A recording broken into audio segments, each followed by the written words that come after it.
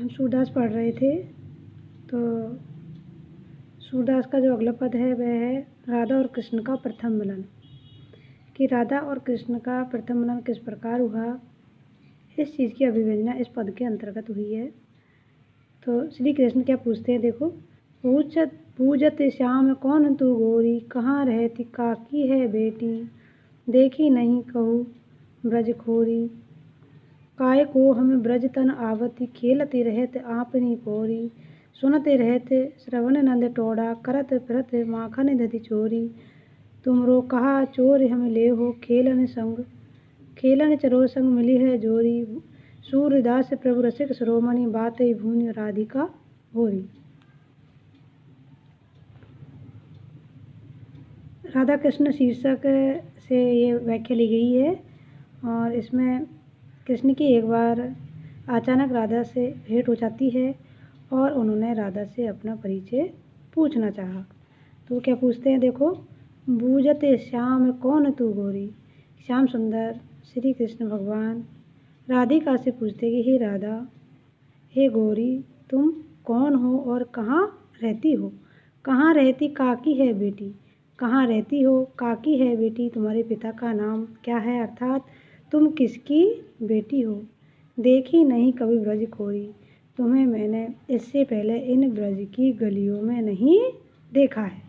तो इस प्रकार पूछते हैं कि बूझत श्याम कौन तू गोरी, कि हे गोरी, तुम कौन हो, कहाँ रहती हो, किसकी बेटी हो, तुम्हें इससे पहले मैंने इन ब्रज की गलियों में नहीं देखा।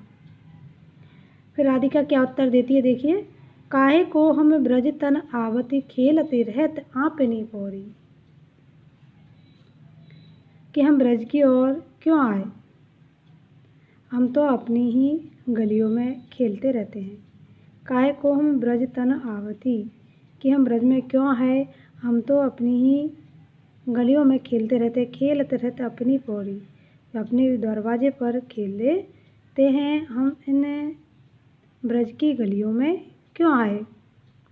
सुनते रहते श्रवण नंद टोड़ा, करते फिरत दधि माखन चोरी, और हम सुना करते हैं कि ब्रज में नंद का जो लड़का है अर्थात श्री कृष्ण, नंद टोड़ा यानी नंद का बेटा, कौन, श्री कृष्ण, करते फिरत दधि माखन चोरी, वह दही और माखन की चोरी किया करता है। इस प्रकार राधिका ये कहती है कि हम ब्रज की गलियों में क्यों आएंगे, हम तो क्या सुनती रहती है कि ब्रज में नंद का लड़का दही और माखन की चोरी करता है। फिर श्री कृष्ण भगवान क्या कहते हैं उनसे, देखिए। तुमरो कहा चोर हम ले हो, खेलन चलो सिंह मल योरी, कृष्ण कहते हैं कि तुम्हारा हमने क्या चुरा लिया है, अर्थात तुम्हारा हमने क्या चुरा लिया है जो तुम हम पर चोरी का आरोप लगा रही हो। फिर उन्होंने कहा चलो हम दोनों साथ मिलकर खेलते हैं, फिर उनसे खेलने का अनुरोध वो करते हैं। सूरदास प्रभु रसिक शिरोमणि, बात भूनि राधिका होरी, सूरदास जी कहते हैं कि रसिकों में शिरोमण, रसिकों में प्रमुख श्री कृष्ण भगवान ने चतुरतापूर्ण बातें करके भोली भाली राधिका को अपनी बातों में फंसा लिया, अर्थात अपनी ओर अनुरक्त करा लिया और उन्होंने खेलने की अपनी बात को मनवा लिया। फिर कृष्ण और राधा साथ मिलकर के खेलते हैं। राधा का अनुराग, अगली जो व्याख्या है उसमें राधा का अनुराग। तुम जानती राधा है छोटी, चतुराई अंग अंग भरिए, पूर्ण ज्ञान ने बुद्धि की मोटी, हमसो सदा दुराव कियो ये, बात कहे मुख चोटी पोटी, कबहु श्याम ते न कुन बिचुरत, कियो रहते हमसो हट ओटी, नंद नंदन याही के बस है, विवश देख बेंदी छवि चोटी, सूरदास प्रभु वे अति खोटे, ये उनते हु अति खोटी। ये सूरदास द्वारा रचित राधा शीर्षक कृष्ण से ही अवतरित है। इसमें राधा संबंधी अनुराग को लक्ष्य कर गोपियाँ राधा से ईर्ष्या करने लग जाती है और राधा पर व्यंग्यात्मक स्वर में गोपियाँ क्या कह रही है, देखो। राधा के लिए, तुम जानते हैं राधा छोटी, एक सखी दूसरी सखी से कह रही है, अर्थात एक गोपी दूसरी गोपी से कह रही है कि हे सखी, तुम ये जानती हो कि राधा छोटी सी है, तुम जानती राधा है छोटी, कि तुम ये मानती हो कि राधा छोटी सी है, किंतु तुम इसके बारे में अन्य बातें नहीं जानती हो। चतुराई अंग अंग भरी, इसके तो अंग प्रत्यंग में चतुराई भरी हुई है। चतुराई अंग अंग भरी अर्थात इसके तो अंग प्रत्यंग में चतुराई भरी हुई है, अर्थात ये राधा छोटी नहीं बल्कि बहुत ही चतुर है। पूर्ण ज्ञान, ज्ञानवान है, न बुद्धि की मोटी, और तुम इसको बुद्धि से यदि कमज़ोर समझती हो तो यह भी तुम्हारी भूल है, अर्थात ये ज्ञानवान है और बुद्धिमान भी है।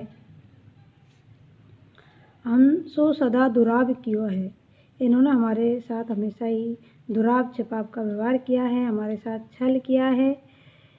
यह बात कहे मुख चोटी पोटी, और मुख से ये जो बात करती है वह चिकनी चुपड़ी बात करती है, अर्थात उन्होंने हमसे दुराब छिपाव किया है और मुख से चोटी की बात करती है, अर्थात इनके कहने का मतलब कुछ और होता है और उसका अर्थ कुछ और होता है। कबहु श्याम ते न को न विचरत, क्योंकि यह श्री कृष्ण भगवान से एक पल के न को न विचुरती, न को मानी एक पल के लिए भी, न विचुरती मानी दूर नहीं होती है, अर्थात सदा यह उनके साथ ही रहती है। कि ये रहती हमसे हटोटी, इस प्रकार यह हमसे व्यर्थ में ही हट करती है, लेकिन इसकी जो मूल प्रवृत्ति यह है कि ये श्री कृष्ण से एक पल के लिए भी दूर नहीं होती है और श्री कृष्ण जी इससे दूर होना पसंद नहीं करते हैं। नंद नंदन याई के वश है, विवश देख बेंदी चरचोरी, ये नंद के नंदन अर्थात श्री कृष्ण इसके ही वश में है, अर्थात इन्होंने श्री कृष्ण को अपने वश में कर लिया है। विवश देख बेंदी छवि चोटी, वे इनके बनाव श्रृंगार को देखकर इनके वश में हो गए हैं। सूरदास प्रभु वे अति खोटे, यह उनतेहु अति खोटी, सूरदास जी कहते हैं कि श्री कृष्ण स्वयं ही अत्यंत खोटे थे, अर्थात वे स्वभाव से बहुत ही खोटे थे, लेकिन ये राधा तो उनसे भी अधिक खोटी निकली, अर्थात यह उनसे भी ज़्यादा चतुर है।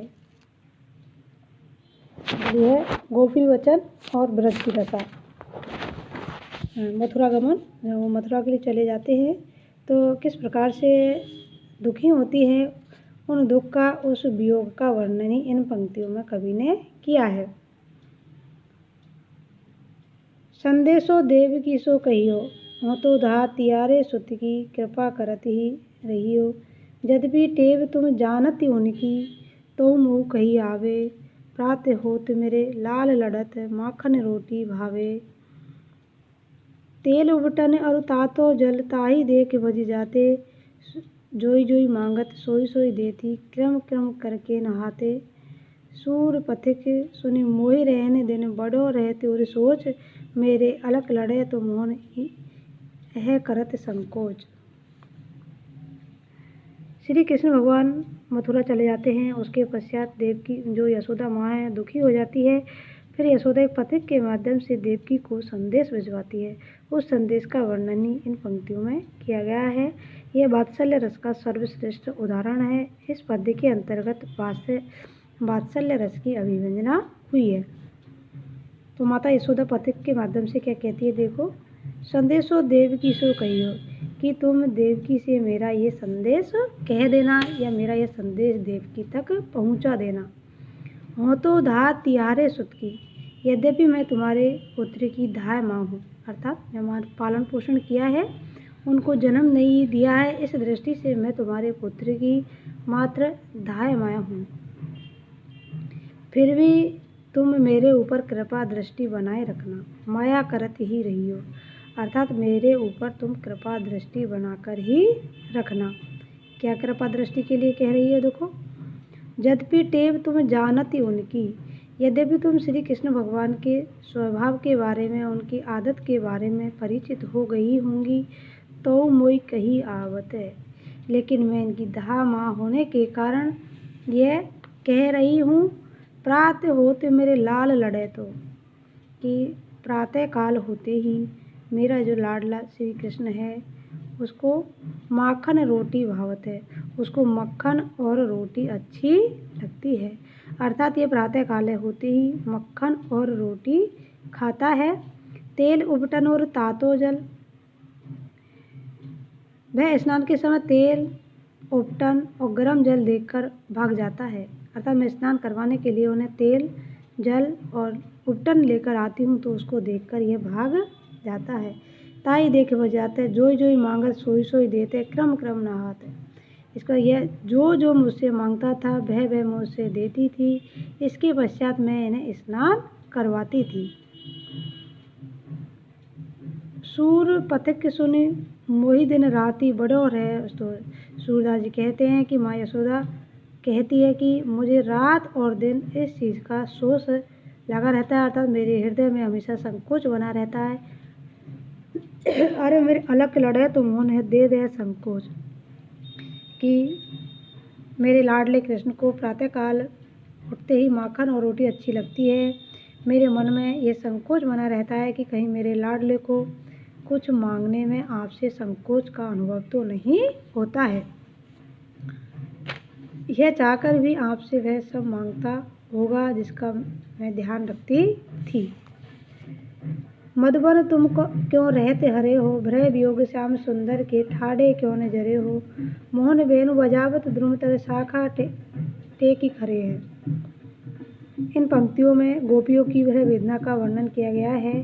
श्री कृष्ण चले जाते हैं तो गोपियाँ अत्यधिक दुखी हो जाती है और जो वहाँ का प्राकृतिक वातावरण है उनको कोसते हुए वो क्या कह रही है, देखो मधुवन को, मधुवन वहाँ के पेड़, हे मधुवन तुम कत रहते हरे। हे मधुवन, जब श्री कृष्ण भगवान यहाँ से चले गए हैं फिर भी तुम हरे भरे क्यों हो, अर्थात तुम उनके वियोग में सूख क्यों नहीं गए हो। भ्रय वियोग श्याम सुंदर के ठाड़े क्यों न जरे, कृष्ण के वियोग में तुम खड़े ही भ्रय अग्नि में क्यों नहीं जल गए हो। मोहन वेणु बजावत दुर्मतर शाखा टेरी, जब कृष्ण यहाँ थे तब वे पेड़ के नीचे खड़े होकर बंसी बजाते थे और शाखा पकड़कर खड़े हो जाते थे। मोहे थावर और जड़ जंगम, मोहे थावर और जड़ जंगम, उनकी बंसी से स्थिर और अचल रहने वाली चीज़ें, निर्जीव और चलने फिरने वाली चीज़ें, गतिशील चीज़ें मोहित हो जाती थी। मोहे थावर और जड़ जंगम, अर्थात जड़, चल, अचल और स्थिर, थावर जड़ जंगम, थावर जड़ जंगम, चल, अचल और स्थिर, जितनी भी चीज़ थी मुनिजन ध्यान टरो, वे मुनियों के भी ध्यान को भंग कर देती थी। अर्थात पृथ्वी पर जड़, चेतन, निर्जीव जितने भी पदार्थ हैं सभी उनके बांसुरी वादन से स्तब्ध रह जाते थे। वह चितवत तू मन ने धरत है फिर को धरो, उनकी वह चितवन तुम मन को, उनकी चितवन को मान ध्यान नहीं लगाते हो और बार बार पुष्पों को धारण करते हो। सूरदास प्रभु भ्रय दावन नक्श लो जर, सूरदास जी कहते हैं कि तुम श्री कृष्ण भगवान के वियोग में नक्श सिक्तक दवाग्नि में क्यों नहीं जल गए हो, अर्थात तुम उनके वियोग में जल कर के भस्म क्यों नहीं हो गए हो। जब श्याम सुंदर यहाँ से चले गए हैं तो तुम्हारे हरे भरे रहने का मैं कोई कारण नहीं देख रही हूँ, और लेकिन तुम आज भी हरे भरे हो। तो यहाँ पर जो गोपियाँ हैं वो मधुवन, वहाँ के जो पेड़ पौधे हैं उनको कोस रही है कि उनके चले जाने के बाद तुम हरे भरे क्यों हो। तो इसीलिए उन्होंने कहा है कि जो श्याम सुंदर का वियोग है उसमें तुम खड़े ही क्यों नहीं जल गए हो, तुम आज भी हरे भरे नज़र आ रहे हो, यह क्यों। ठीक है।